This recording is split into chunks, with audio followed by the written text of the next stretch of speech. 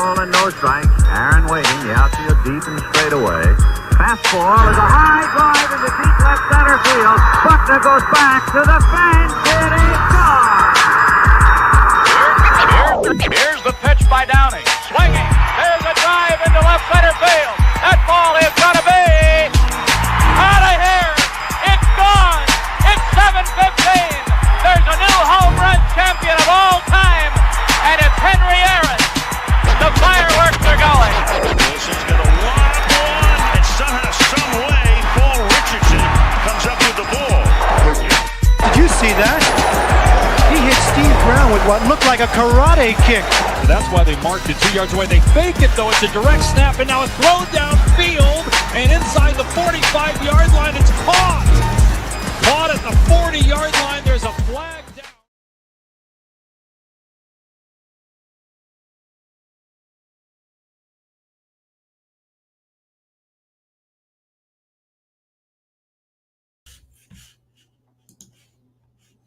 What up? What up? It's Principalities. What up? Seven Barrel, Rob Moses. What's good, man? What's good? What it do, man?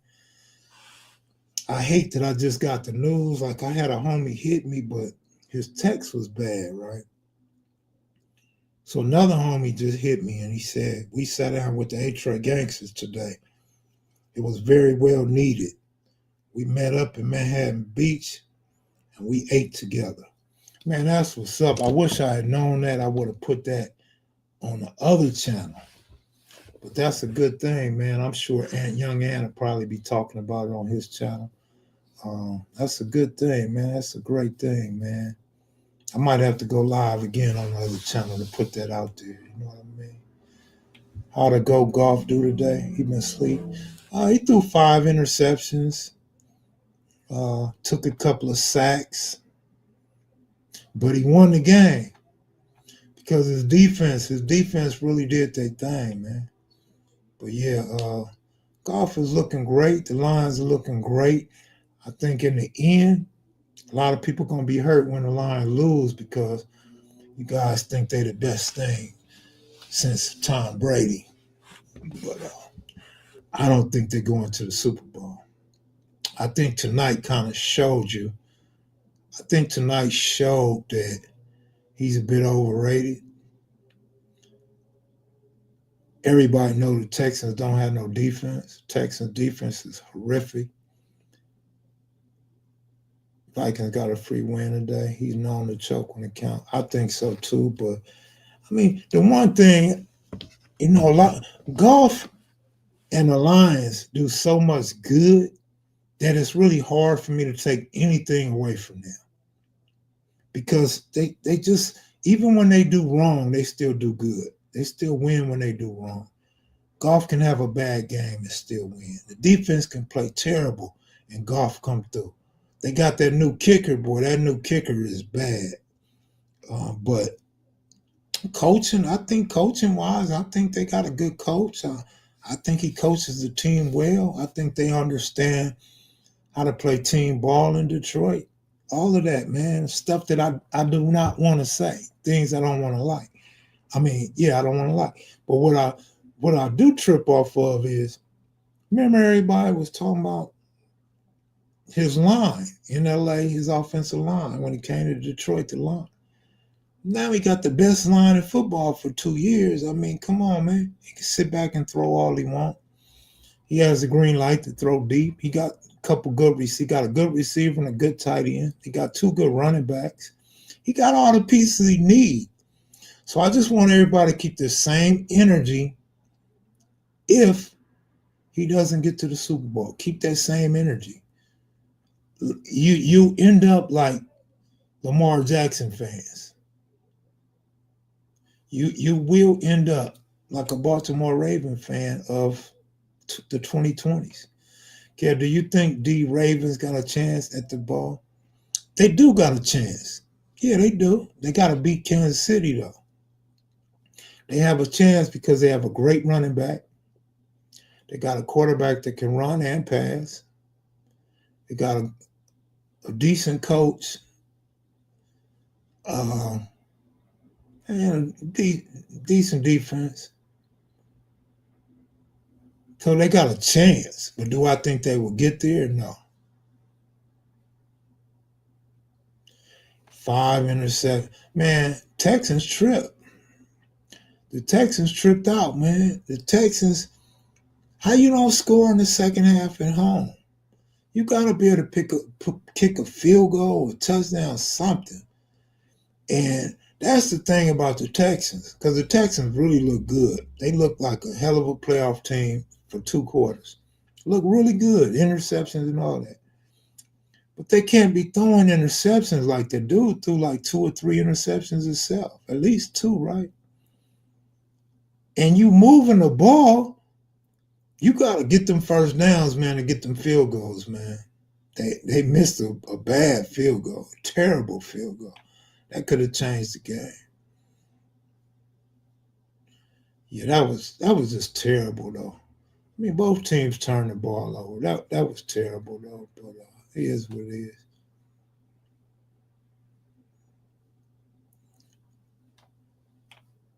That was one hell of a second half adjustment. You know what? I didn't look at it like that. I don't feel like the Lions did a whole lot different. Like the coach, he threw 2. Like the coach of the Lions said, they had to get turnovers, and they got turnovers. So again, the defense kept them in the game and put Goff in a situation to win that game. What I feel like they did differently was the Texans stopped blitz. Remember in the first half, they was blitzing Goff. They talked about how Goff got to get rid of the ball fast. And then, boom, second half, they couldn't get to him. And he's picking them apart. He's throwing the ball deep. He's throwing the ball short. And then the run game picked up. They stopped running inside and started running outside. Exactly, Rob Moses. They started running outside, not inside. They got one of the fastest running backs in the NFL. If you can't get through the line, get around it. Then they threw to him, which is smart, which any team in the league should throw the ball to a speedy running back. Give him the ball. Yeah, I don't know what's up with the Vikings. The Vikings really had me fooled a few weeks ago. They had me fooled. I ain't no fool no more. Look at the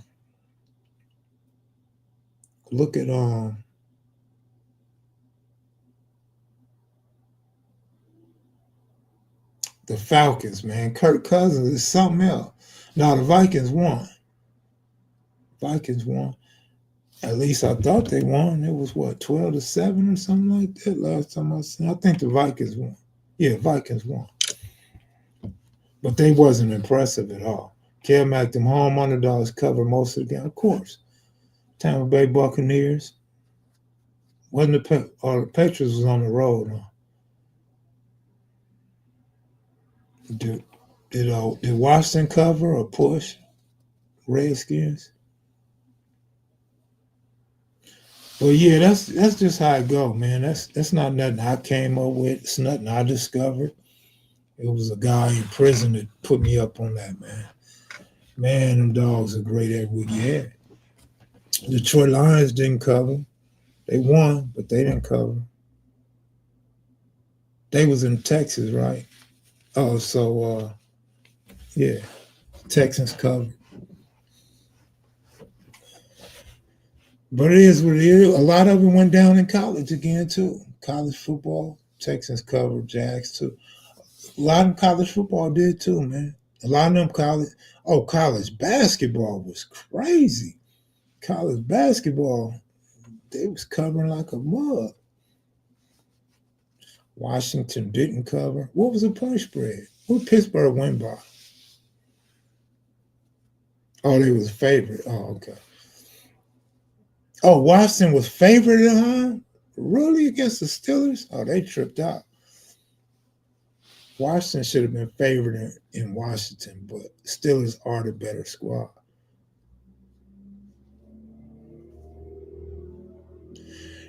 Yeah, Derek Lewis, that's what I'm saying. If we can just show each other how to stay away from a game, it'll save you money.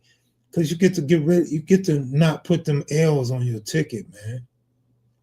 Chicago Bears are bums, man. Y'all thinking they're going to win 10 games. Man, y'all was out of line talking about the Bears going to win 10 games. Like, really? All right, whatever.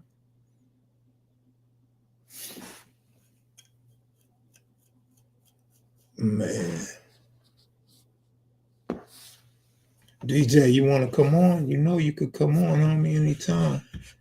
I really came over here because everybody was talking sports over there, man. Me personally, I done went down, man. I done got broke. I done got super broke. I done got in the hole broke. Like old people money broke. Because I had a lot of things going on where I had to spend my money on other things, and then I thought I could still gamble, and it backfired. I still got more things to do. I didn't do everything I was supposed to do. So, but it is what it is. That's how I've been living my life for the last 2 years. So nothing new. I'll fight through it. My computer charger broke, but I can't from my phone. It's up to you, man. It ain't no big old deal. You got to get your charger fixed, man.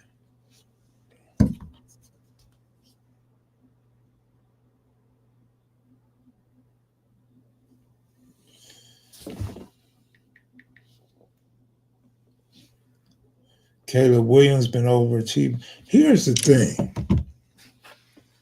thing. Now, I can agree with that, or I could disagree with that, Rob Moses. Let me explain why. He has been overachieving, but only in like 2 games. 3 at the most, but I think 2 games did he do good. You got to remember, them first games he won, he didn't even throw 100 yards in neither of them games. His defense won them games. So I don't feel like he achieved anything. I feel like only a sucker, only a Caleb Williams fan or a Chicago Bear fan really thought he was doing something, because he didn't do nothing. That dude is suck. He's terrible, homie. He's not a good quarterback on the NFL level. He doesn't have a good offensive line. He has a great defense. His defense going to keep him in games. You know what I'm saying? But Caleb Williams ain't nothing. He ain't nobody. At least not yet. He's not. Not this year. Not this season. But I think a lot of people jumped the bar. They crossed the line and thinking he was so great and the Bears were so good. I only give Bears props for giving him the right pieces. Exactly, Rob Mo, man. Where you been the last few years? I need you with me when all my partners and female friends from USC fans tell me I'm crazy. They think he's great. They think he's the best thing came out of college. And then now there's one girl that said he's going number 1. He's the best. Oh, he's going to be great in the NFL. Guess what? She won't even talk to me about it. She'll hit me talking about some tennis or how am I feeling. And I'll hit her with, your boy won today. She'd be like, who? Like she don't even follow him no more, but she thought he was the greatest thing ever. I agree he was not good. I agree he wasn't good as last year either. I'm taking the under on Caleb Williams passing yards this week and Daniel Jones. And Caleb Williams, and what's crazy is he rolls out the entire game. He drops back to pass the entire game every week. And still don't have the passing stats. JoJo, King Buck Wild, hit me today talking about Caleb Williams is going to be Dak Prescott of the Bears. I don't like Dak Prescott. I used to like him. No, I ain't going to lie. I like Dak. Dak is trash. I told him, don't even disrespect Dak like that. Caleb is 10 times worse than Dak, man. At least Dak going to move the ball. Dak's going to have you getting downfield. Dak's going to get a $200 million contract. Dak is going to fool Cowboy fans into thinking they're going to win it all. Bear fans ain't there. Bear fans ain't saying we're going to win it all. Bear fans are just saying we're going to win 10 games. He ain't even proved he could win 10 games, but who knows? We'll see. Monday Night Football, that scrambling plays out. That's how Dak got his ankle broke. Same with Michael Vick. Michael Vick used to look so good. Dak don't look good. Michael Vick used to look good. Dress nice, got the tenant. You know what I'm saying? Roll out. Can you drop back and drop dimes? I bet you Caleb Williams can. That fool. But I'm going to say, so I'm going to go back to Stroud and the Texans, though. Stroud should be ashamed of himself. And I think he is. You see him on the bench looking sad, looking like he didn't have no more friends. Man, Dak, so many 300 yards passing. Dak done been to the playoffs a lot. Like Dave Roberts. Like Dave Roberts. What's up, DJ Bronco fan? What up with it? What's the deal? Broncos was at home today or the road? They was on the road. Yeah, Broncos was in Kansas City today. What about Tampa Bay? What was they at? Tampa Bay was at home. They was underdogs, right? Against Frisco. Yeah, they was underdogs. You see that kicker missed 3 field goals? Yeah. And then they won it on the field goal. Yeah. See, they do that a lot. They give up a lot of points at the end of the game, and then they come back and have to win by a field goal. They don't cover a lot. San Francisco don't cover a lot of spreads unless it's against the Cowboys or something. But you see Debo fired off on hear how he grabbed dude by the neck? Nah. Oh, after they missed the 3rd field goal on the sideline. Oh, I heard him talk about that. Yeah, he grabbed up the kicker by his neck a little bit and kind of swung at the kicker. And then the kicker ended up winning it in OT. But yeah, they was hot. But yeah, you missed 3 field goals. Man, you need to pick up your last check, buddy. You got one job. Man. And he always get action. He another one that always get action that kicking multiple field goals in the game. You can best believe in this Cowboys game, he gonna kick at least 2. Man, I ain't trying to stir up no conspiracy. So I'm gonna say it like this. Saturday night college football and Sunday football all day today with so many questionable calls and so much poor clock management that it don't seem like this is real, man. It seems like it's something going on that we don't know about. Man. And listen, I don't understand how a team, like if you get the ball with 7:23 left, I've seen this in several games around 7:20 left, and you down 2 scores. Why are you running the ball? You need to score twice. well, Then what I seen, I don't remember what game it was, but it was a game I was watching, and team had the ball with like 7:20. They got the ball, and they ran the clock out like if they score, the game's over. They left 1:50 on the clock. It was like 2 games, a college game and a pro game. 1:50 left, and the other team go down and score and win the game. Why don't you try to score fast so if the other team score, y'all get a chance to score too? Or you know what I'm saying? Because once you go to that prevent defense, I was watching one game. I don't know if y'all seen it. I was actually listening while I was watching. And the announcer said the same thing we've been hearing for decades. Prevent only prevents you from winning. The announcer is saying this while the game is going.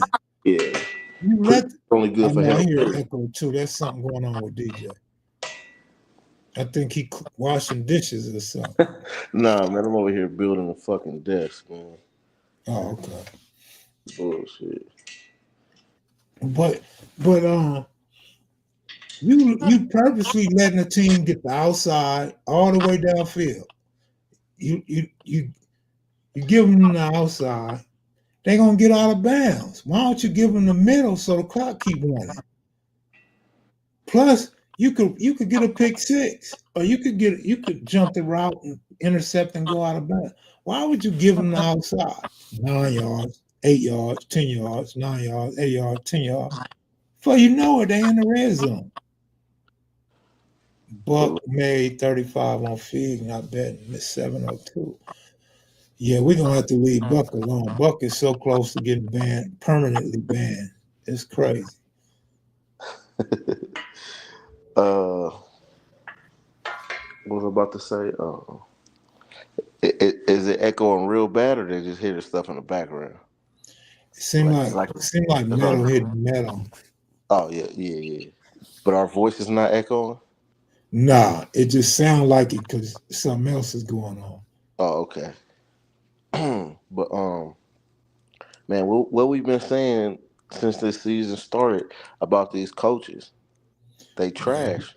They don't know the game no more. What week is this? For NFL, this is week 10. So it's like week 11 in college. Yeah. This shouldn't be happening. If we was talking about this when the season started, we shouldn't still be talking about this. We shouldn't. There's something going on, man, that we don't know about, bro. Are these coaches really that stupid, or are these people, offensive coordinators, that stupid? And they got a job making $1 million or more? Man, you go get some niggas off the street, some niggas in the hood. They don't know the game no more. Man, they can walk through a sports book and just grab somebody to coach for them. Exactly, because like I said, that we betting the way we know the game is supposed to go. They throwing straight monkey wrenches into the whole program, messing everybody bets up. Because we know how it's supposed to go, and it's like the going forward on fourth down when you in your own territory. It's not even a second half. Who was it? Miami. Miami, that college game. They went for a 2-point conversion in the third quarter. And it's like, why would you do that? You still got time in the third quarter, and you got the whole fourth quarter. You save that to the fourth quarter. You don't go for a 2-point in the third quarter when the game is, like either a score or two. Like, you don't do that because it only messes you up for later in the game. So they lost the game. You know what I mean? Man. And they had the opportunity to win it multiple times. Yeah. They lost. You know what I've seen too, Saturday and Sunday? What game did I watch today? I don't even remember, but I seen this last night and today. When it gets down to like 2 minutes and 40 seconds and you got 3 timeouts or you got 2 timeouts, these dudes are not taking a timeout. So that's like 30-something seconds that you're just giving away for free. Why would you do that? Call timeout again. You get the 2-minute timeout. Now you get the ball back. You got plenty of time to go down and drop. Dudes end up getting the ball back with 40 seconds. What you really going to do in 40 seconds unless you got some receivers and a quarterback? I don't like the way they call them these games, man. It's stupid. I'm not giving away 30-something seconds for free. They act like they can take the fucking timeouts with them. I seen one game. I think it was it the Detroit game? No, maybe it was a game before Detroit. I think it was Tampa Bay in the first half. That nigga didn't want to use his 3 timeouts. I think that was Tampa Bay. I said, man, what the hell is going on? You can't use them later. Exactly. It makes too much sense. Why would he? You know what I'm saying? Like, I think the analytics got too deep for everybody. Yeah. To all these analytics and the analytics say this and the analytics say that. Well, that's not how you play the game. You feel me? We ain't been playing a game like that. So why start now? That's why these teams is losing. And look at how many coaches get fired every year. They kick the Jets coach to the curb, and the team still trash. Man, but you know what? You see Saints won, right? Yeah. Oh, that was another home underdog. Another home underdog. They didn't even play no better than when they lost last week and got fired. So it does go to show you that sometimes it do be the coach's problem, man. But it Or go they back got to lucky. you go back to that clock management. If the Saints handled the clock right, they wouldn't have been able to. I mean, they throwing the ball, dude, and I know you don't like Carr, so you got Carr throwing the ball. He throwing interceptions in the fourth quarter, and then you lose the game. Well, y'all got Kamara, run the motherfucking ball. You got Well, Taysom Hill, run the ball. yeah, I mean, you seen the same thing with Detroit tonight. Jared Goff had 5 interceptions. Terrible interceptions. You know what I mean? Yeah, And they know that they get like normally he could throw the ball. I ain't never seen him. Obviously, we ain't never seen him throw that many interceptions. But you know that he can throw the ball, especially when they at home, but they on the road today. But they was down 2 scores at a point, and they was still running the ball, just run it, run it, run it, run it. I don't know if it was because he kept throwing interceptions or what, but they kept running the ball even though they was down 2 scores. You know what I mean? So in situations like that, when your quarterback is just being trashed tonight, you really got no choice. But that worked out for me today, because I posted a long thing in the Discord, but I was debating this play for like an hour today. Something didn't feel right, and it was Jared Goff under 31 passing attempts. Now, when you go back and you look at his game log, he has only went over 31 one time this entire season. So I'm like, if they the favorite, why would they have his attempts so high when he only hit that one time this season? So everything mathematically is telling you to just take the under, take yeah, the under, take the under. But I'm like, it's just not right. You know what I mean? So as the game was going on, I'm like, shit, these interceptions either gonna help or hurt. And then, sure enough, he got to 30. He landed. The game ended with him at 30 passing attempts. So yeah. the play hit, you know what I'm saying? But it was that close because even live in game, it went up to like 38, 34. And I'm like, man, should I double down on the under? And I'm like, nah, they down too many scores. So if it lose, I just gotta let it ride. And it started getting closer and closer. I'm like, oh, we might be cooked. And then, sure enough, I thought they was gonna throw another one. It was 37 right before they kicked the field goal, but they kicked the field goal at 37 with 3 seconds left. They let the clock go down, kicked the field goal and won. You know what I'm saying? But that was a game they definitely should have lost. And I thought he was gonna get benched too. Yeah, I think they ran the ball because of the interceptions, but also because if you listen to the announcers, he kept talking about how defenses get tired. He like, it's a real thing. They really be tired. I think they ran the ball knowing that full a defense was playing at a high level and moving fast. I think he felt like it was time they could exploit the run defense. And And like I also, said earlier, they started running outside. When they was running inside, they couldn't do shit. But outside, he getting past the defensive line. yeah. And when you know who you got Montgomery and you got Gibbs back there. Both of them dudes to get you 100 yards any game. You feel me? So I wasn't mad at them continuously running the ball. You know what I mean? Should Yeah. have took 8 attempts over 2 because they was going at it. But for the Texans to see, now the Texans, they didn't score in the second half, right? Nope. But before that, I was telling everybody on Twitter, this is the second game in a row the Broncos was up at half and they scored 0 fucking points in the second half. It's Mm-hmm. no excuse for that to happen to you 2 weeks in a row. You need to change something Right. because you lose the game. That's 2 losses right there when the win was in your hands. Today we was all over Patrick Mahomes. We sacked Patrick Mahomes like 5 times today. Mm. That don't normally happen.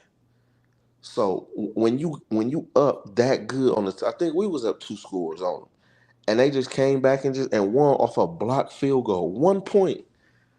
Beat us only by 1 point when we really should have won that game. Now I know how the game go, and I know who the Chiefs are, so I took the Hmm. Chiefs. Even live, I did another parlay with the Chiefs. It was like Chiefs, Niners, and Bills live, just to get back like even money. So I hate that. I was happy about that. But I'm mad that my team blew the game like that for the second week in a row against good teams. Now, how we beat those teams, we up better in the AFC. If it comes down to a tie, we will be above them because we beat them. If we we play like Kansas City again and beat them again, you know what I mean? But it's like, man, you had your opportunities right there, and you can't let them slip out of your hands. That's why Sean Payton is not that guy to me. Like Yeah. his play calling, his style is really not working. No, I think his style was more fit for Saints, Falcons organization, Yeah, but not Denver. Denver's more professional. They're not wide open like we don't give a damn. Like they're a real organization with a good history, and he doesn't fit that style. He doesn't fit that style at all. Like I was saying before, Russell Wilson and Fields played for Pittsburgh. yeah, Um, with that coach and that organization, it's perfect. Everything is perfect because they are grinded out type of team. And they do the dumb stuff like punt on 4th and 1. They do the old conservative shit from back in the day. And that works for their style. Russell can run and get first downs. Russell can make the 10-yard throw. You just don't want Russell to be in 3rd and 14 or him or Fields. yeah. And Russell's game is the bootleg. That's what I'm saying. Yeah. Russ is the perfect guy for that. He can Yeah. get you them, y'all. You know who would be good? Like Lamar Jackson got Derrick Henry. Russell Wilson will be good with a Derrick Henry. There ain't gonna be no other Derrick Henrys in the league. But No look, time. Najee Harris. So he got Najee Harris, and Najee Harris been going crazy today.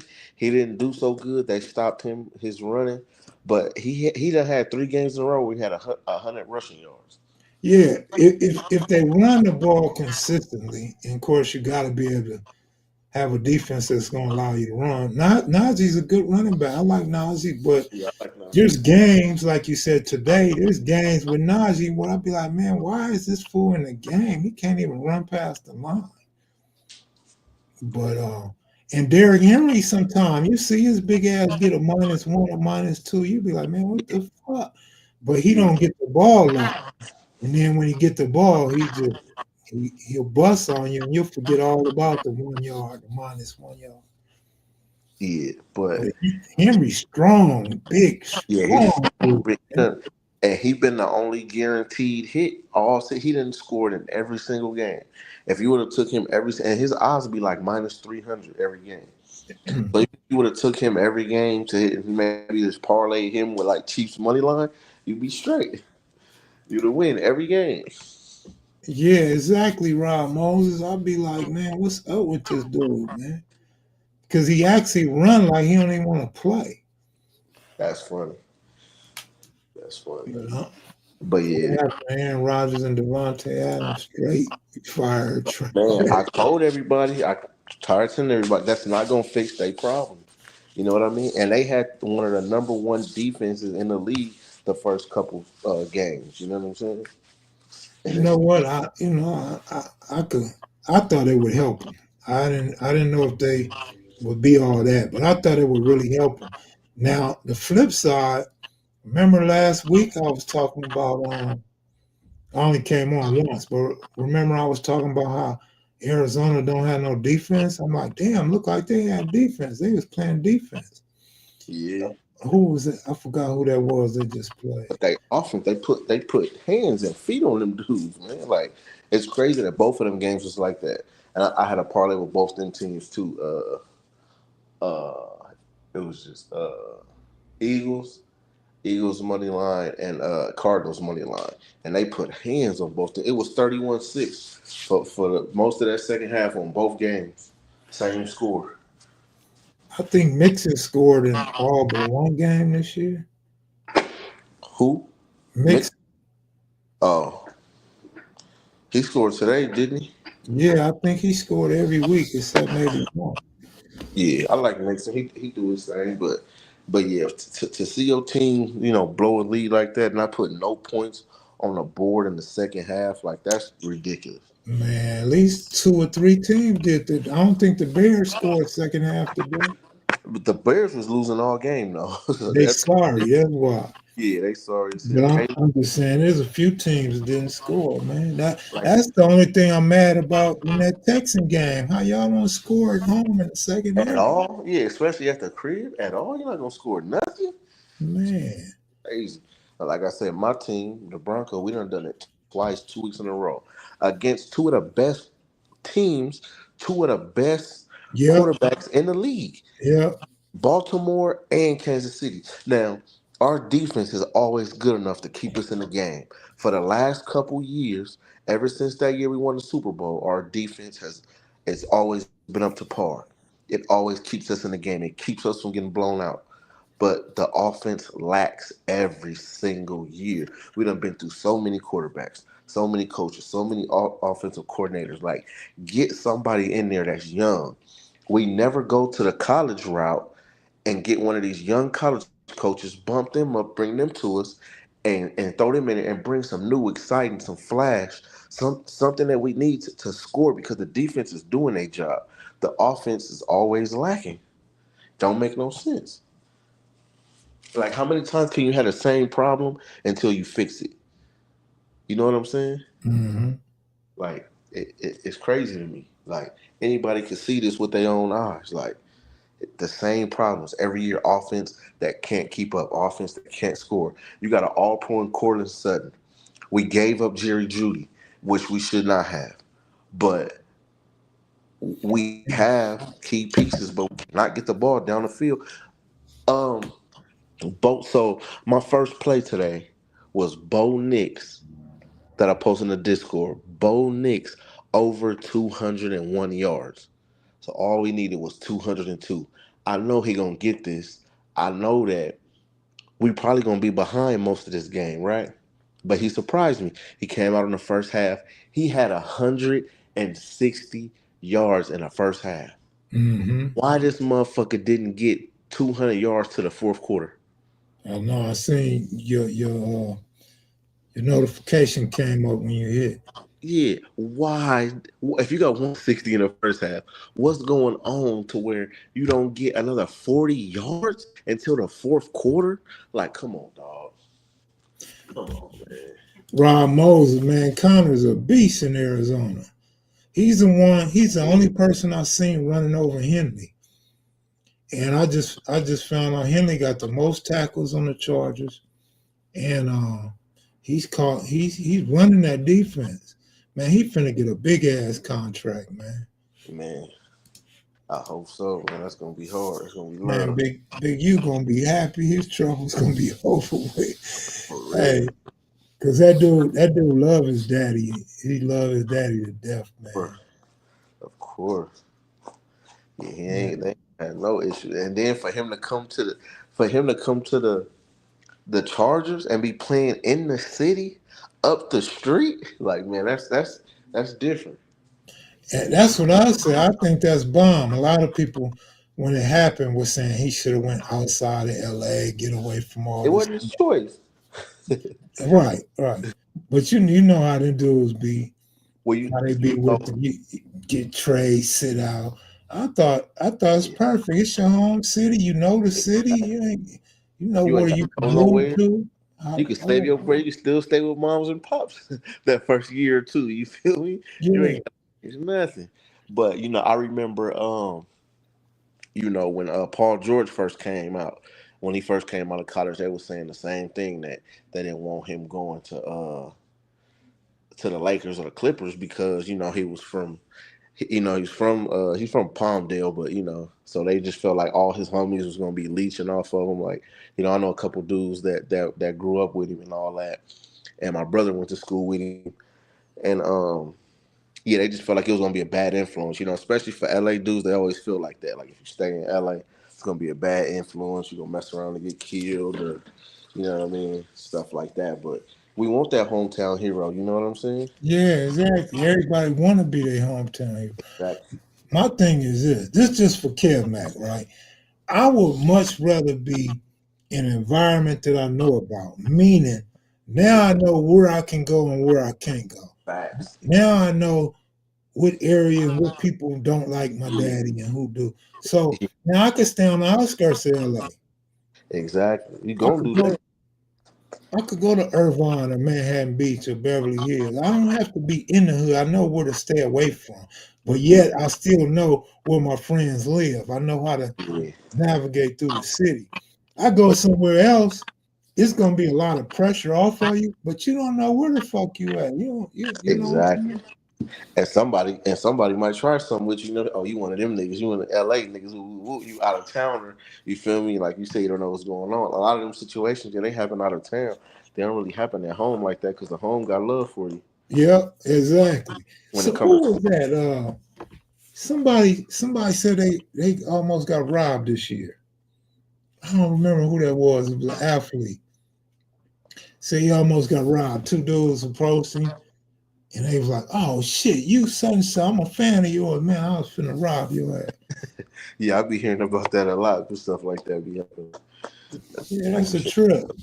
No, but I knew that Clippers team wasn't gonna work because that's crazy. You got, as far as I know, James Harden, the East Side nigga. Russell Westbrook is a West Side nigga, from what I heard. You got Kawhi in Reno Valley nigga, and then you got Paul George, Palmdale nigga, like all on the same team. Like nigga, that ain't gonna work. That shit didn't last long at all either. Right. That shit didn't last but a hot second. Oh, he said it was Lou Williams. Yeah. Yeah, Lou Will. Yeah, man. I'll never forget. When I was in high school, I had a homie that moved out here. He moved back to Cali from Atlanta. He had moved to Atlanta for a couple years, and he came back to like him and his brother did like their last year or two back in Cali schools, right? And they was hoopers. We used to hoop all the time, and me and him had the same name. You know what I mean? We got the same first name, so we was like, man, Ace Coon Booms, best friends. You know what I mean? And he was like a year or two older than me, but everything that came out of his mouth was, man, my boy Lou Will, my boy Lou Will, my boy Lou Will. And I used to be like, man, I'm tired of hearing about this nigga. I'm telling you, man, he the truth. He the next thing coming up out the A, man. He finna be the truth. I'm like, man, fuck Lou Will. You know what I mean? Like, that's how tired I was of hearing that nigga name. And then I seen him on the cover of that Slam magazine. I said, oh, maybe he was telling the truth. You know what I mean? Then when he got to the league and was super, I was like, oh yeah, he was right. Dude was the truth. Man. Yeah, Westbrook's father off the east side in the 40s. But he went to school on the west side. Yeah, but he went to Lou Zinger and he hang out at Jesse Owens Park. Yeah, that's what I heard too. I think we like the same age, but I ain't never came across somebody I heard. But yeah, I heard. Hey, Chet, I don't know what a druid is, Chet. Are y'all okay with a druid, MF? What was that? But yeah. Maybe the druid is for drunk and the ID's for idiot. I thought first off you said the Drew League. I thought you said I don't know what the Drew League is. Druid. But yeah. Yeah, I don't know what's wrong with this channel, man. Oh, I keep forgetting the 12th. So the 12th or the 13th, it should be available. And this is what I want to say to y'all. That's not in the chat room, but that's watching the replay. I want to thank y'all, man. We got like 100 new subscribers since I stopped going live. So welcome to the channel. I'm glad y'all here and watching. That only tells me the channel is going to start growing more when we legitimize. So I appreciate you guys. Western Ave, what up with it?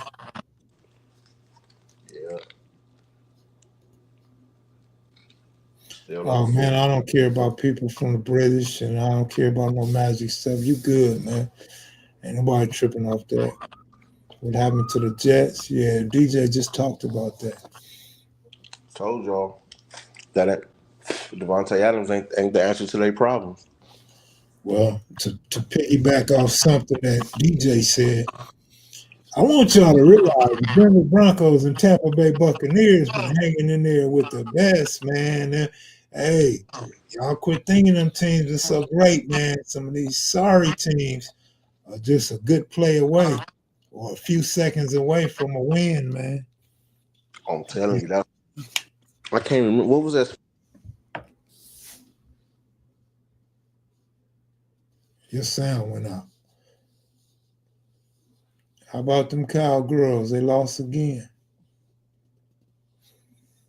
Well, DJ lost his sound. A couple people left. Yeah, everybody said Jets is trash. I actually thought the Jets was going to be better than this. Am I back? Rodgers don't look like Aaron Rodgers either. Hello? Yeah. I'm back? Yeah. All right, my fault. Yeah. But yeah, that spread was, I could have swore I seen it at 9. Chiefs -9. Then before the game, I think it went down to 7.5. So, the book is preying on, you thinking that, everybody thinking the Chiefs, they undefeated, they're going to smack us about 2 scores or more. But what I say all the time about my team, we don't get blown out a lot. Yeah. We don't get whooped on. We have one game every season, where we might lose by more than 10, you know what I'm saying? But it's not a lot of them. So our defense keeps us in the game. So even when we play these teams, you see them big old spreads, we better off taking the Broncos plus. Well, the Buccaneers ain't got no defense, and they be hanging with fools and blowing fools out too. Not only do they not have defense, they don't have their 2 starting receivers. So how are they hanging in these games like that? Mm-hmm. Yeah, exactly. Last game, I think they played the Chiefs, and then they did the same thing with the 49ers. I'm sure that 49ers spread was high today, too. Because you're thinking the Tampa Bay going to get smacked. But nope, they hung in there. Almost won. I knew both of them was going to hang, especially Tampa Bay. Yep. Kansas City had to beat them in overtime. Yeah. And then the 49ers, they almost went to overtime. Look what Rob Moses said. Yep. Horrible coaching, clock management. I'm telling you, man, these coaches, man, I don't understand it. I mentioned this to y'all before. Let me say it tonight. And this is hypothetical because I don't know that I hired DJ and Rob Moses, but they give me a job as an NFL coach or NBA coach. I need DJ and Rob Moses. Y'all either gonna be up in the booth watching this shit and having conversations amongst yourselves, or y'all gonna be down on the field with me. And your only job is to say how you feel. Kev, watch the clock. Kev, don't forget they cornerback's a rookie or the cornerback got a hurt ankle. That's all I need y'all to do for me. And we're gonna win games. I just need somebody to remind me or open my eyes to something that you see and I don't see. The reason why I say that, I don't know how in the hell these coaches can get this paper and get these jobs, and their assistants aren't allowed to help them see what the fuck is going on. You gotta know clock management. To me, the clock is just as important as hiking the ball. I'm always looking at the clock. I'm looking at the play clock. I'm looking at the clock as we going downfield, the 2-minute warning. I'm looking at all of that. All of that comes together. It's just like if you ever bet on the app or you're looking at the scores on the app, you looking at the score and the clock. That's simultaneously. They come together. I'm not separating one from the other like a nigga don't care about the clock. Why you don't care about the clock? That's part of the game. That tells you when you need to hurry, when you need to use your timeouts, when you need to slow down. That dictates the flow of the game. So clock management will be the last thing you have to worry about with me. I'm going to make sure my coaches, offensive coordinator, assistant coach, whatever, make sure I don't slip on nothing. I don't understand how hard it is to help your coach, unless your coach is just that arrogant and that stupid. But for real, I believe a lot of coaches are relying on offensive coordinators because I don't see a lot of coaches talking no more. You know what I don't see? What?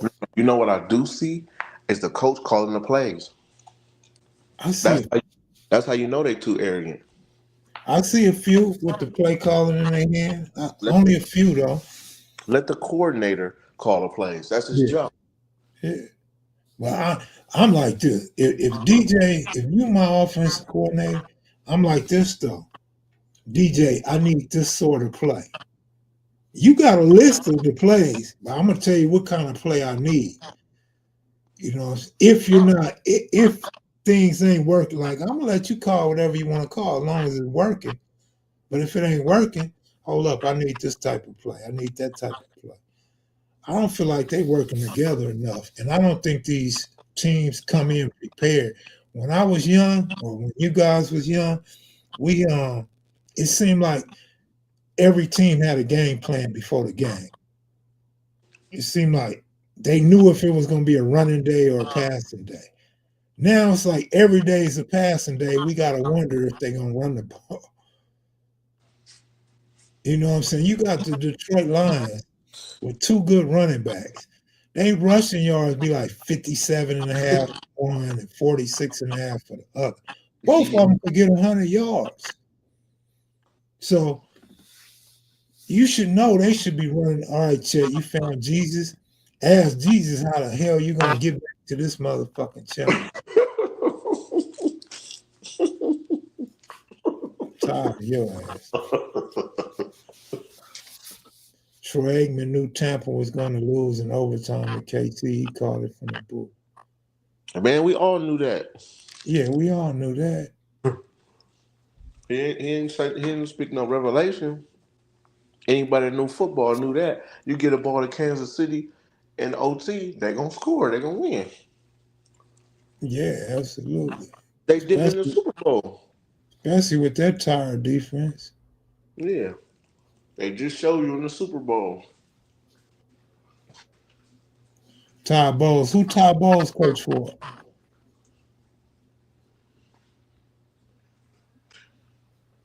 I forgot.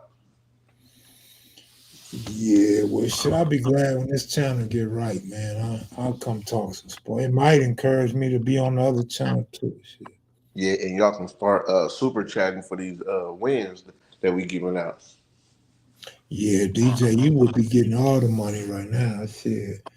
You over there. You one thing I'm gonna say.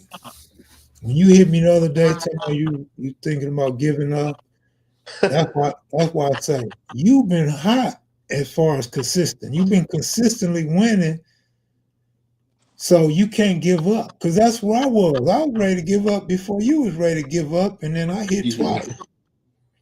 And Man. that's what I love about sports and I love about gambling in Vegas. You catch a cold streak, you just got to ride it out or take a day off. But don't quit, because you do this for a reason. You do it because you know you're winning and you putting all this time in. To me, that's like education. You putting time in to be a doctor or a lawyer. We putting time in to be a handicapper. I don't want to quit. I may feel like quitting, but I don't really want to quit. I know we can hit. Like you hit more consistently. I hit much larger. So I don't think neither one of us should quit unless we got something better going on in life. But you just got to fight through the bad days, man. Good days are going to come. Hey, I was just so mad that day. I ain't really been that mad in a long time. But nigga, I was steaming. You can see this. You can see the heat coming from my ears. Like, these motherfuckers blew an 11-point lead at half. Man, Got the OKC. I know. Let Denver come back and smack them like that. I was highly upset. Denver didn't have nobody, nigga. Russell Westbrook was starting because all their players was out. But again, home court advantage. You feel me? Home court underdog. Yeah. I just went with that. Yeah. Or I should have hedged. You know what I mean? Because it was like a 4. I think it was a 4-teamer. All I needed was OKC. And they blew it for me when I should have just hedged. I should have put something on Denver when they was down just in case. And I didn't. So I paid for it. You know what I mean? Man, if we round robin the sauce, man, everybody be winning every day. That's what we got to start doing. I know. I keep saying next year I'm gonna change a lot up. I'm learning. Like this year, I'm learning a lot of different stuff, new stuff. But I still got the same problem I've always had though. Is I see clearly and still don't trust it. Yeah. I mean, the last few weeks, ever since I remembered that the sauce is important and I gave that out, Yeah. ever since then, I'm looking, I think 3 weeks in a row, I'm looking at all these winners. I mean, I swear I'm looking at all these winners. And I just can't get up for some of them. I just can't do it. But like somebody said, Derek Lewis said, I stay away from the losers now, though. Yeah. I stay away from them damn obvious losers. So it makes it a little bit easier for everybody now. Yeah, me too. It was for sure an eye opener. Yeah. But another thing, man, Derek Lewis had a banger today. A straight up banger he posted in the Discord in a chat. So he had I think it was a 7-teamer, and he was down to the last team. It was like $60 for like 3,700 or something like that. So he was talking about cashing out, but they never had offered him a cash out. But so the game didn't start yet, and it was like a hockey game, and the over was like 6. And I was like, nah, don't cash out. This is what I be saying.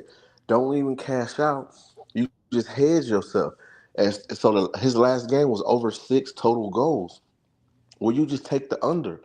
So it was to win like 3,700. So I said, if you got 1,000, just put 1,000 on the under. That way, if the over hit, you win 2,000 because you just put that 1,000 on the under. So minus that 1,000, but you still would have won 2,000 had it went over.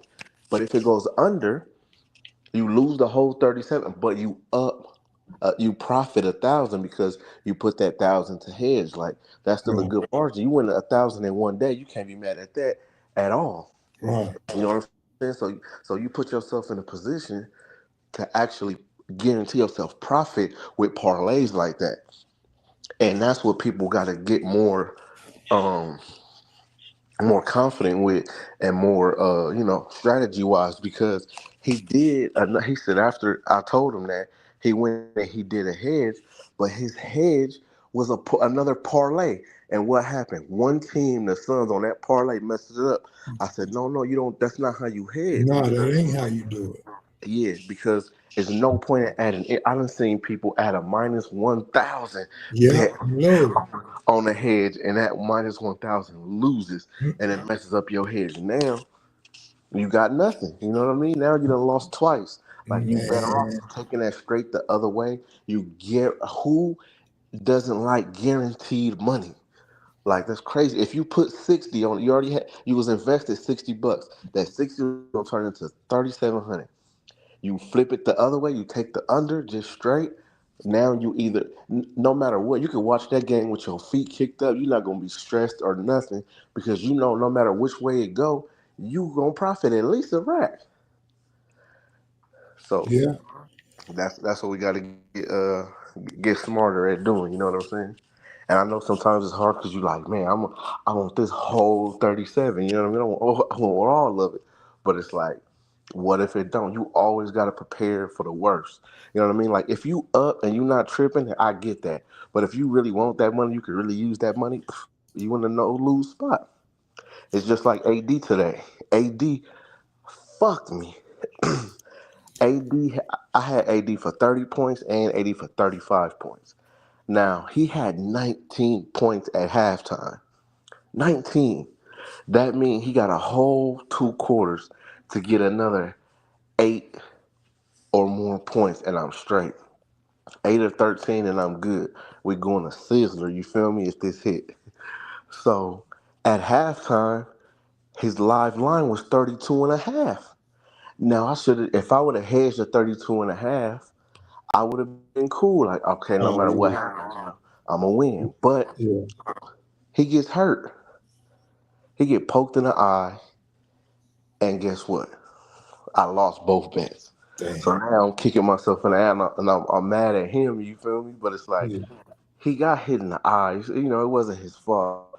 But it's like, God damn, man, it's always the same thing with him. Like every game, every couple games, he gonna go down with a soft injury. You feel me? And it's like, I want to be mad at him, and I don't want to, and I just run it back. But it's like, man, I felt like that something like that was gonna happen. You feel me? So I should have just protected the bet. You know what I mean? Hey, Derek Lewis, I noticed a trend, man. And it ain't no fluke, it's a trend. These damn apps, these casinos, when you have them big wins like that, they don't be offering the cash out sometime, and that be the loser. It's like they locked you in. They locked you in, and they are not gonna give you a chance to get out of that. Either for their profits or for us to pay the people to have it on the other side. That happens too much. It's not a fluke. It happens too much. But they got me like that recently.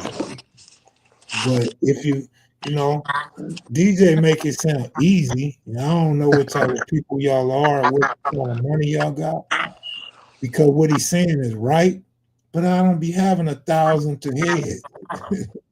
You know what I mean? And I don't know if Derek Lewis had 1,000 to head.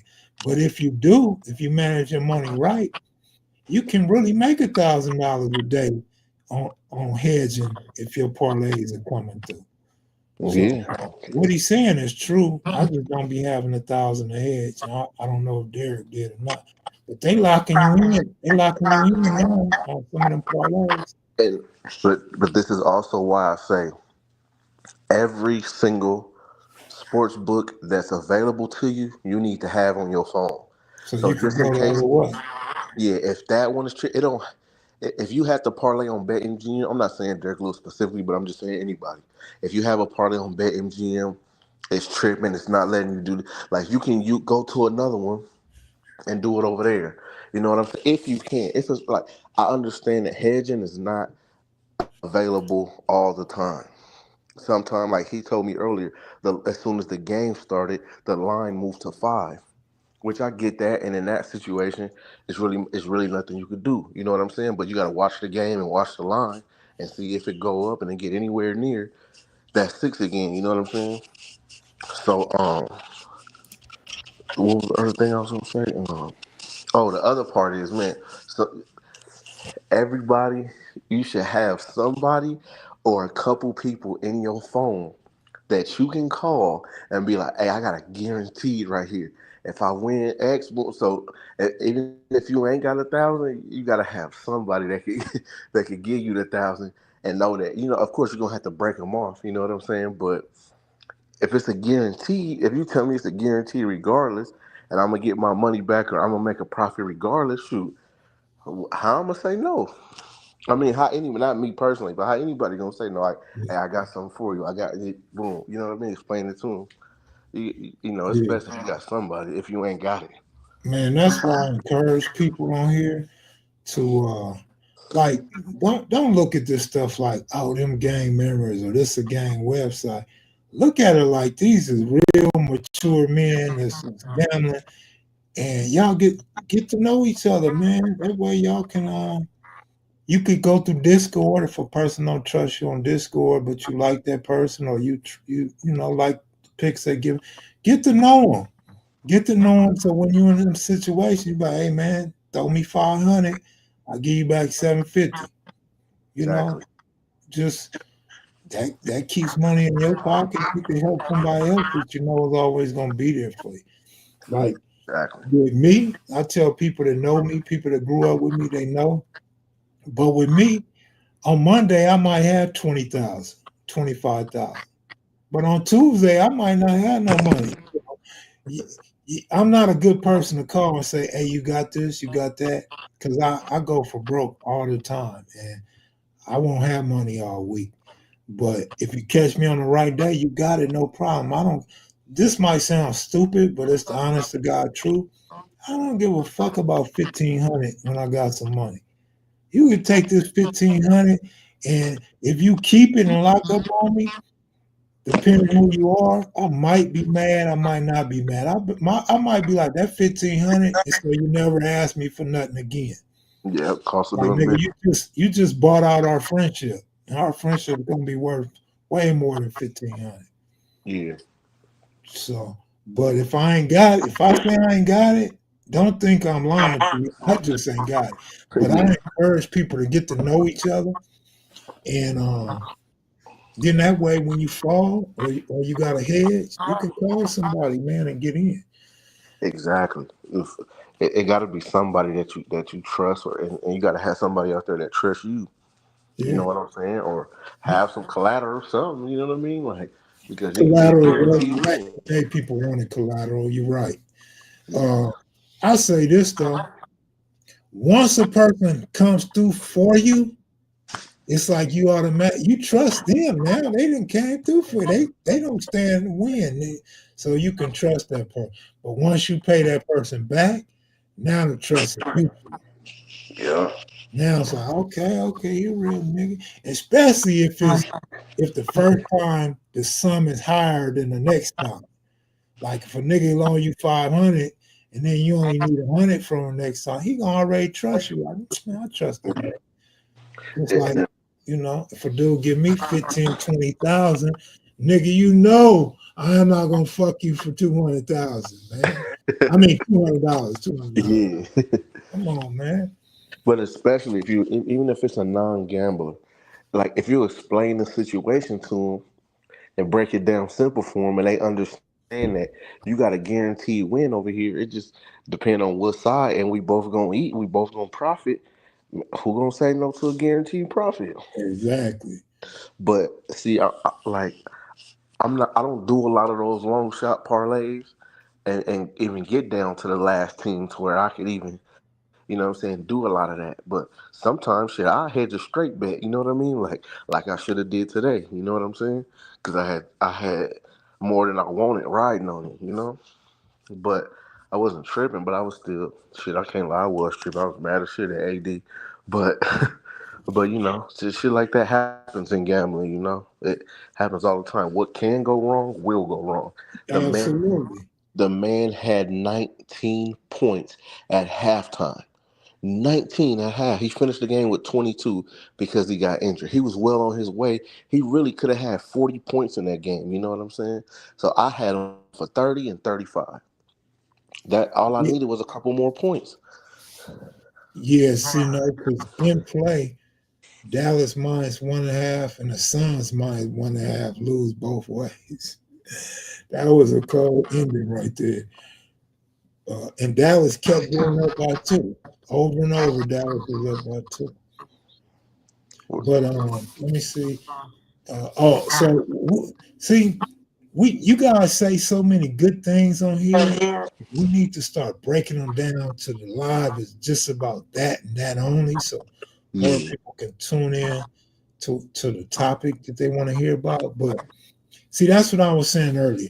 I don't want to start no conspiracy. I don't want to seem like I'm that much of a nut, because I am a nut when it comes to money management. But I don't want to seem like I'm just going crazy, letting this gambling run me crazy. But you bring up a valid point with all this home gambling, because there's people gambling now that wasn't gambling years ago. Facts. There's people now that really want to learn about gambling, and back in the day, it was a omen to learn to gamble if you wasn't already gambling. But and a lot of people with good jobs, they like, nigga, I ain't doing no gambling. I got this much money saved up. I got this over here in 401k. Them people starting to say, oh, I want to try that. Oh, well, I'm not making as much money as I used to. So people are getting into it, and they making it easy with all these gambling commercials now. It's gotten so bad that I seen a commercial 3 times tonight while I was watching a football game. I don't know if y'all had the same feed I had, but they talking about gambling responsibly, make it fun. Like, it's gotten so bad that now they got to tell you gambling can be bad for you. Yeah.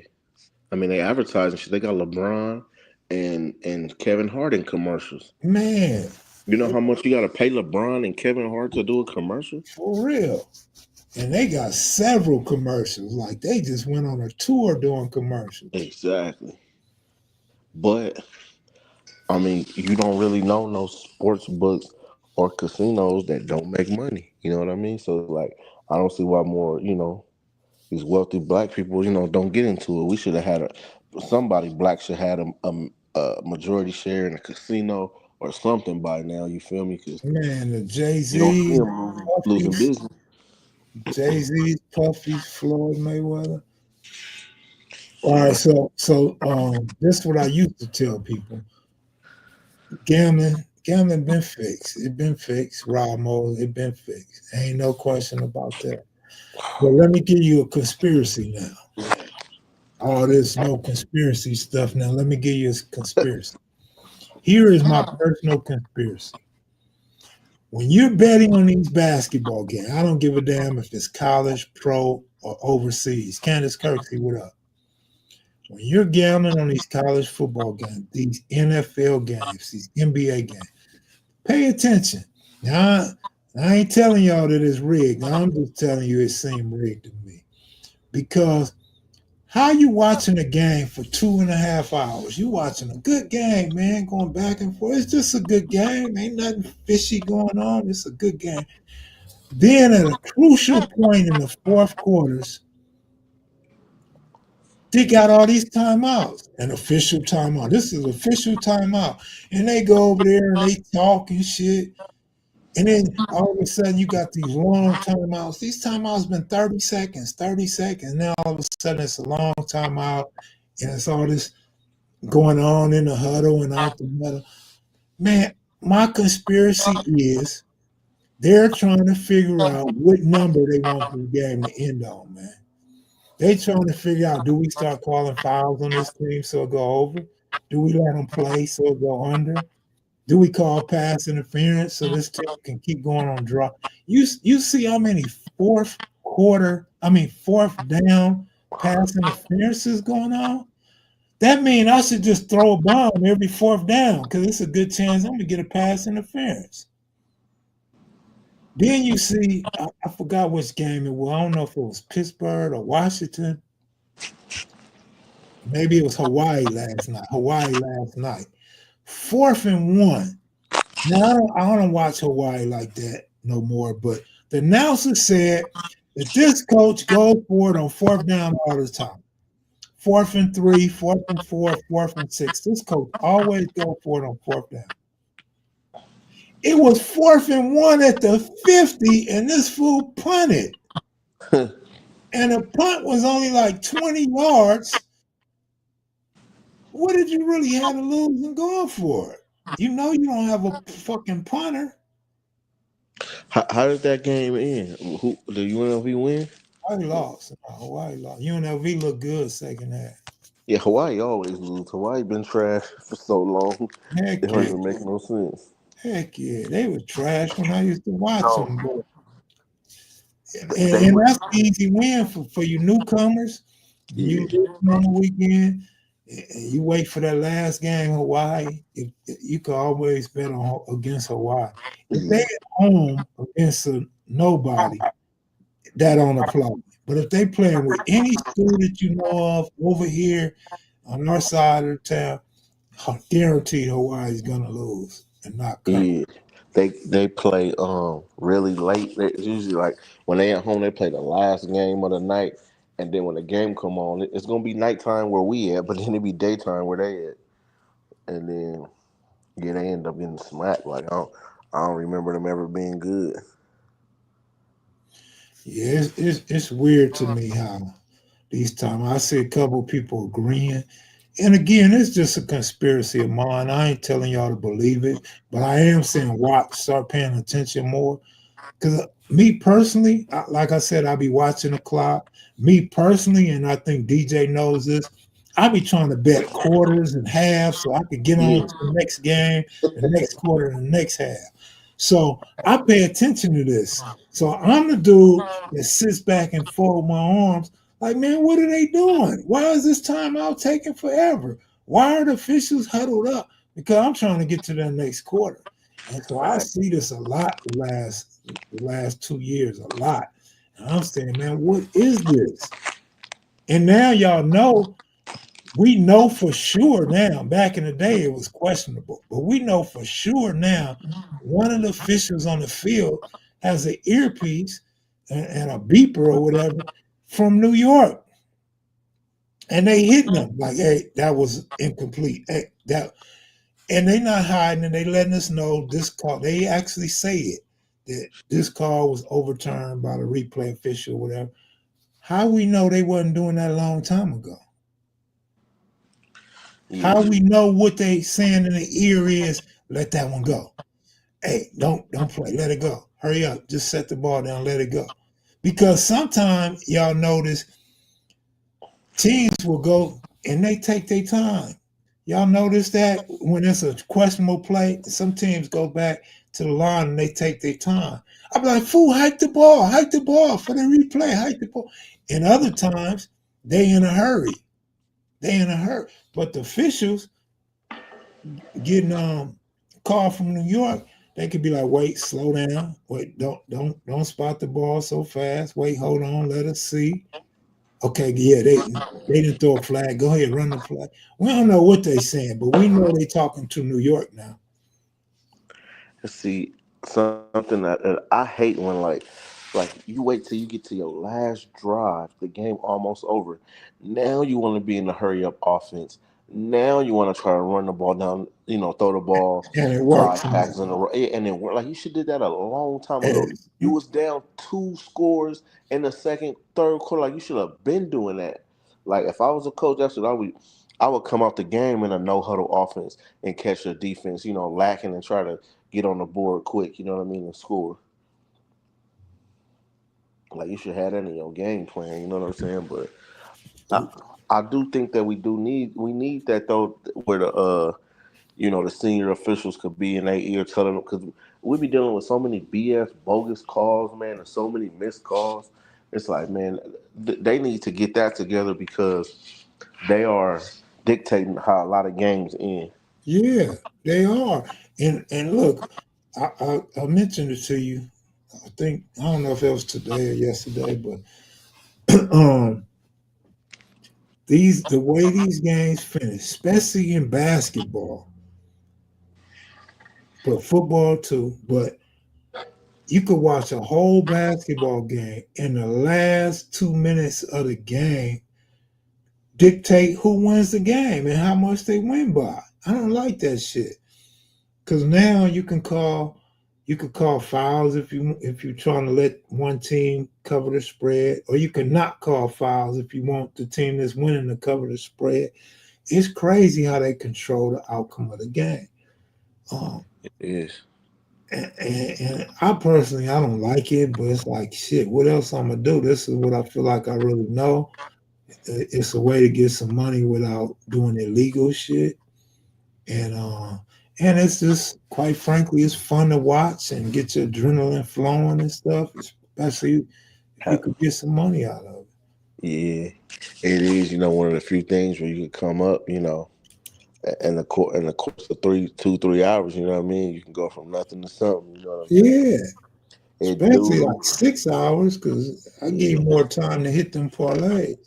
It do mess with your attitude, though. You know what I'm saying? Like it can mess up your whole day. You just get beat upside the head all day on plays, man. You just be sick, man.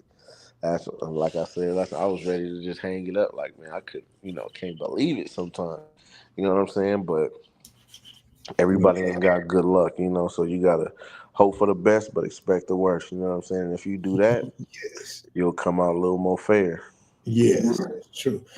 Or actually, to go along with what you're saying, only bet what you can afford to bet. Absolutely. And that's been one of my issues. I go all the way instead of just say, oh, well, I could just put 100 on here. I'm gonna put the whole 4, 5, 6,000 on that shit. Yeah. But I done seen you come up so many times, or just be so close so many times to be like, I'll be amazed for one, because I'll be like, dog, I can't even get that close. I put together a parlay. I fuck around for some reason, like one of the motherfuckers hit, the rest just lose, and I just be like, man, I be with my straight bets, like I'm so meticulous. Like if anybody go back to the Discord and look at I typed up a whole thing for the my thoughts on that golf play and why it made sense. You know what I'm saying? And I could do that for every play, but it would take too much time. But I'm not just. I'm showing you. I'm not just picking plays out the sky and Right. just running with it. Like Right. when I pick these plays, it's for a reason. It means something. You know what I'm saying? So like, this dude has never thrown this many attempts. Only one game he went over that. You know what I'm saying? And that was a game that they lost, So I'm like, mathematically, it makes sense that he's not going to go over his average here. His average is 26. They got him at 31. So they was either prepared for them to be behind or for the running backs just not to be doing their job today. You feel me? So I went with the math. You know what I'm saying? So, that's usually my thought process behind it. But it's like when you do it too many times, like when you put too many things together, I just see the have problems sometimes with it by putting together, long parlays. So I just kind of stick to what I know. But two teams have been working for me. I know Kev was saying the same thing. Like two and three teamers been the lick lately. I thought about you, man. I'm gonna just share something with you. What I thought about, but Sino said he needs to learn and practice that humility you have when it comes to gambling. That conservatism pays in the long run. I tell DJ that all the time, and he should never feel bad or be apologetic about it. But here go what I thought about you, DJ. Like I see you, you say, okay, Cam Ward in the over. Oh, you got that. Then you say like 80 over and your boy on Detroit, Durant. You say he Yeah, get his rebound. yeah, You be hitting two teamers and then hit a two teamer, put a little something on the four team. yeah, But don't go just looking for a four teamer. Just take yeah, the two teamers and combine them. That'll get you more money, man. That'll get you like 10 to 1, 11 to 1. yeah. That's Then true. you'll see an increase without really a large risk. Nah, yeah, that's true. Because I be sitting here and I be saying, man, DJ be getting so many picks, so many two teamers. I think you need to combine them and just bet smaller on them. Just like how you say you be betting a field goal, but then you break it up and you take one Yeah, kicker and the other kicker. They yeah, both hit. You win all three. yeah. Do that on your when you do a two teamer and a two Parlays. teamer. Yeah, Yeah, nah, that makes sense. yeah, you're That gonna makes get sense. you're pretty good. But don't go into it looking for a four teamer though. Yeah, it's like let me find a 14. Yeah, That'd be just the take problem. just take your two teamers and put them together. Yeah, but even another thing is when somebody just do me dirty and make me lose like that. It's like I always say, well, next game I should just double down because it's not going. It didn't hit this game, but it's gonna come back next game. It's like so. One day I went kind of big on it was two plays. It was AD and LaMelo. They was playing different games. I just took both of them to score 25, and it was like plus 129. And then I took Rui Hachimura to get over 3.5 points in the fourth quarter. I put 250 on each. So I'm like, you know what I mean? I'm gonna hit for like 500. Of course, both of them, none of them hit. You know what I mean? Rui, he only takes one fucking shot this quarter, so he didn't hit. And then on a LaMelo and AD, I think AD ended the game with like fucking 23 or something like that. Or he didn't even get to 25. So I'm just like, at that point, I'm done. You know what I mean? Fuck AD, fuck all these motherfuckers. You know what I mean? Mm-hmm. But then the very next game, had I just went back to that, the very next game, I would have hit. I would have been back up. I would have got that money back. You know what I mean? If I would have doubled up, I would have been double up. You know what I mean? If I would have took what I lost and I lost that 250, if I would have just put 500 the next game, I would have won back what I lost the first game and some profit. Yeah, so But yeah. that's hard to do too, because I'm like, man, dude already fucked me. They fucked me last time, but it's a habit that we got to get out of. That I got to get out of. You know what I mean? Just double it up. Just next time, just because they're not gonna not get 25 every game. You know what I'm saying? Eventually, they gonna hit it. You know what I mean? But it's hard. Like even with the parlay, I mean, even with the play, the sauce. You know what I'm saying? We know that it's gonna hit. Every game is not gonna hit, but we know more than not it's gonna hit. But sometimes it's just hard to take it. And it's like we gotta stick to those things. You know what I'm saying? Because You know, as far as the sauce go, watch this. And you know this, I think you even sort of low-key mentioned it before. But if you take them all money line, you're gonna win anyway. I mean, as long as they come through. Some of them come through. yeah, Because they at 70-something% the odds is high of winning. But high. if you take a money line, you really only need 2 to win. Depending how high the money line is, you might only need one team to win. It's gonna cover all your money. Yeah, so it's like you might as well do them both. You might as well do a money line one, and you might as well do with the points one. Now the points they coming through like a mug, like at like a Exactly. 75% rate or something, 80% Yeah. rate. So especially if you round robin them, because let's say you get 4. If you could get 4 and you do 2x2s, Yeah. man, if you hit some money line, even if you just hit 2 money lines, the money line is probably gonna be so high that it's gonna make up for if the other one lose. But we already know the other one hit at a higher rate with the points, so you probably gonna hit both of them, and that's gonna cover probably whatever else you lost throughout the day. Let me hit C note twice, and then I'm gonna just back up until you're ready. First, DJ. I mean, DJ, you have a team or a certain team is hard for you to bet against. Mine is Alabama Crimson. Used to be Spurs in the mid-O's and Cardinals. I learned hard lessons when Boston and LA back to back. That question's for you, and then I'm gonna answer. So far right now it's just been Miami in college because they was undefeated. I guess you could say Kansas City too, because I haven't bet against them yet all this season. But yeah, Miami was undefeated, so but I have so many plays for them that I don't necessarily take them line every game. But I have not bet against them, not once. Like, but who did I say the other one was? Oh yeah, Kansas City. But it's just like that one. I'm like a streaky better, so I'm going with with the trend. So, but I will say it's not really teams that I would never bet against. It's just like if they on the streak, I'm probably not gonna bet for that streak to end. I'm gonna bet for it, what I'm saying, to keep going. But like even with my own team, I have no problems betting against my own team. I did it today and took Kansas City and won. You know what I'm saying? So, that just them two right now. But other than that, nobody else really.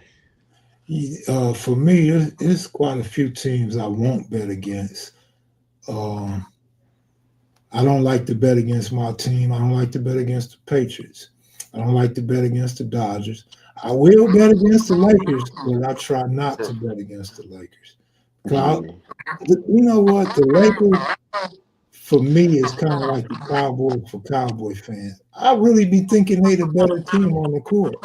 And if I get caught up in that, I'll be heartbroken a whole lot. So I try to stay away from betting against the Lakers. I won't bet on them too often, but I like them all the time. I definitely ain't betting against Kansas City the last 2 years, unless they playing a good team. I need the points. I need the point. I mean, I'm sorry, not a good team, a bad team. I need the points. Because I see bad teams that's going to hang with Kansas City. Kansas City play down to their competition. If you're good, Kansas City going to play. They're going to play real good. But I try not to bet against Kansas City. I refuse to bet against the Denver Broncos since this boy that went to the Broncos. Knicks.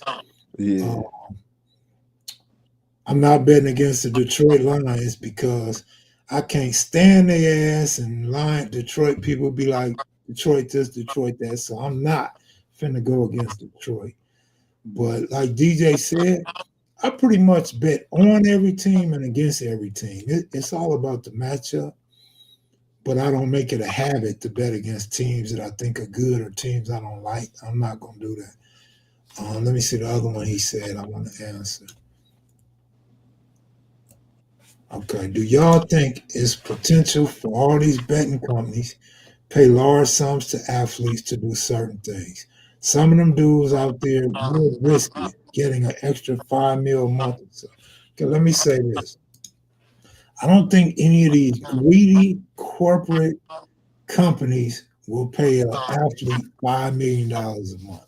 I don't believe that.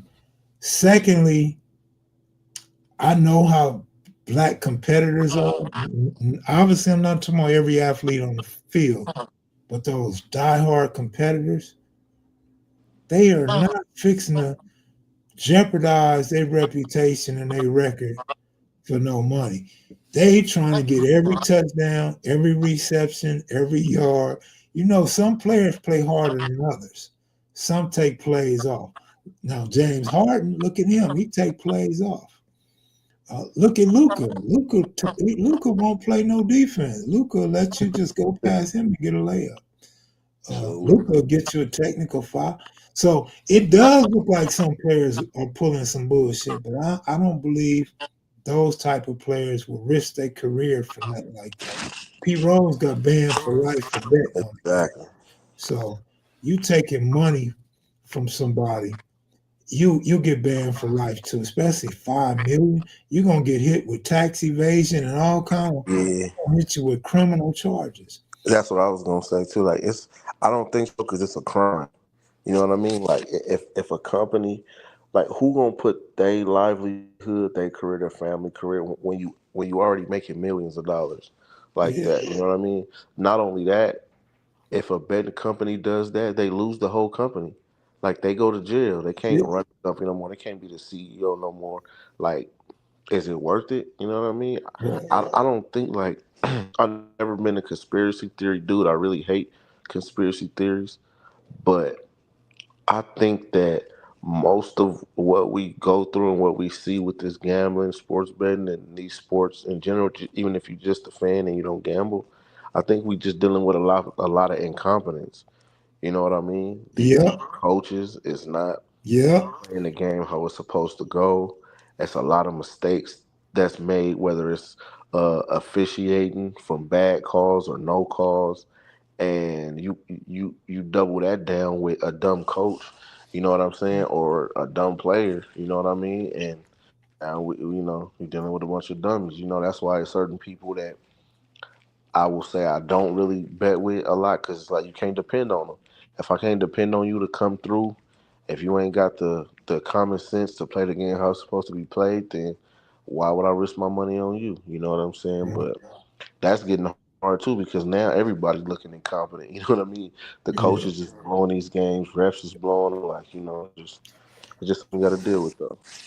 That's what I was saying earlier. It's some strange stuff going on in these games, man, and we don't know what it is. But let me see. Smaller players, smaller than I should. I don't know what you mean by smaller than I should. I was so conditioned to lose to the Patriots. I bet. Oh, okay, I got you. All right, look, I got one for y'all. So before I get broke, I got a player prop, and I'm down to one player, and he was a Clipper. I don't even remember who it was. This was recently. This was this week. I had a Clipper, and I needed him.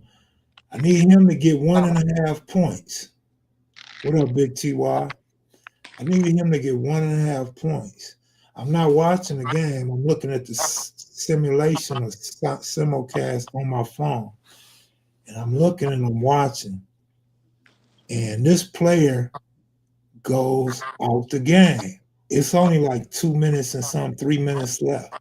He goes out the game. I'm like, damn, man, I'm going to lose. I don't even want to make shit up. I was gonna say I think Harden came in. I'll see if I can look it up for y'all. But a good player comes in. I'm like, all right, well, it's over. I lost. Dude comes back in the game. I said that wrong. I need 2 buckets. I need 3.5 points from this Clipper. He hits a bucket. Boom. And when he comes back in, he hits a bucket. Boom. I'm like, oh, yeah. I'm happy. I'm excited. I'm thinking I'm going to send this to DJ. Nigga, I'm going to hit for a few racks. And I think it was 3 racks. And boom, like 20 seconds later, they took dude back out. He never came back in again for the last bucket. I was like, what in the hell was that? Like, the coach didn't want this fool scoring, or did the casinos tell this dude, like, that's it? You reached your limit? Like, what? Why would you take the dude out, put him in, and take him right back out when he make a bucket? They're the type of guys I want in the game. This nigga come in the game scoring, but the Clippers were up, though.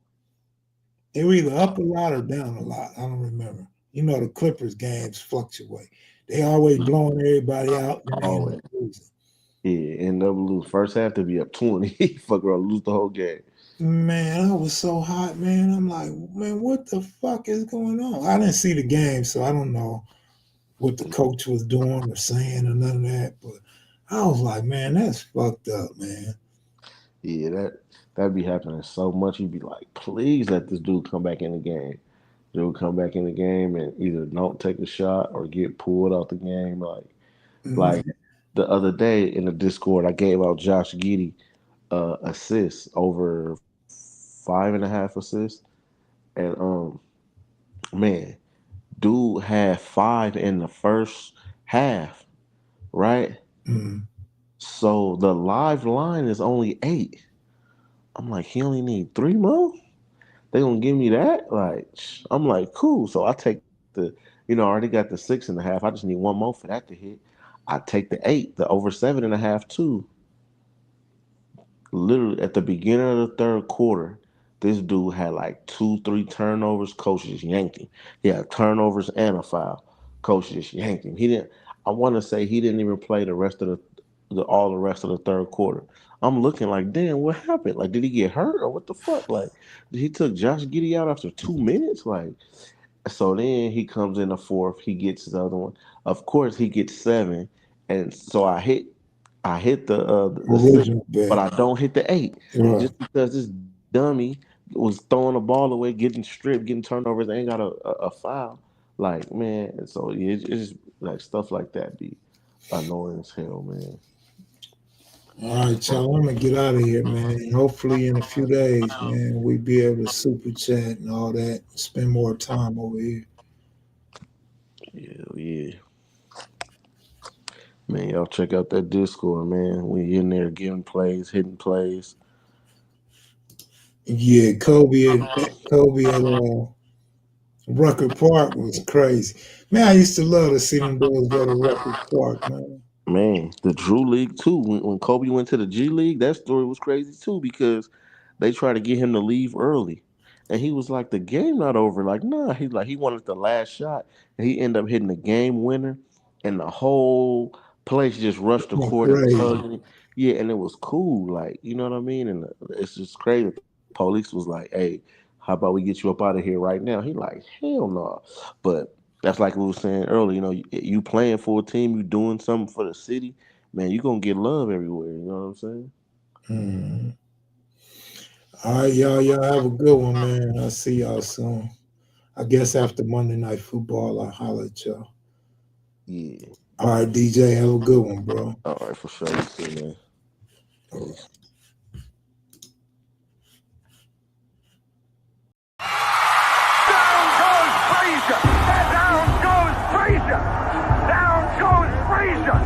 The heavyweight champion is taking the mandatory 8 count, and Foreman is as poised as can be.